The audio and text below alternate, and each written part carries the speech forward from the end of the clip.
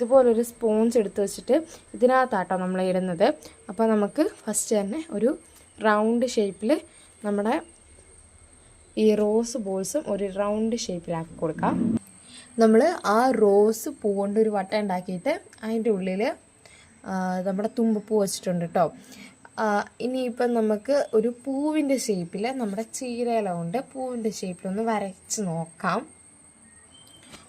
ഇതുപോലെ ഒരു 4 ഇതൊക്കെ ഇടണം, 4 നമുക്കിടാം കേട്ടോ. അപ്പോൾ ഗൈസ് ഇത് നമ്മൾ മൊത്തം ഇട്ടിട്ടുണ്ട്. ഇനി ഇത് നമുക്ക് നമ്മുടെ പൂക്കളൊക്കെ വെച്ചിട്ട് ഫില്ല് ചെയ്ത് കൊടുക്കാം.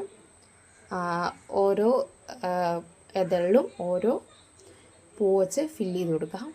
അപ്പോൾ ഇതാണ് നമ്മുടെ അത്തക്കളത്തിൻ്റെ ഫൈനൽ ലുക്ക്. ജസ്റ്റ് കൊളായി പോയിട്ടുണ്ട്, പക്ഷെ കുഴപ്പമില്ല, നമുക്ക് അടുത്ത പ്രാവശ്യം ശരിയാക്കാം. അപ്പോൾ ഇന്നത്തെ ഇവിടെ ഇത്രയേ ഉള്ളൂ. Okay, by.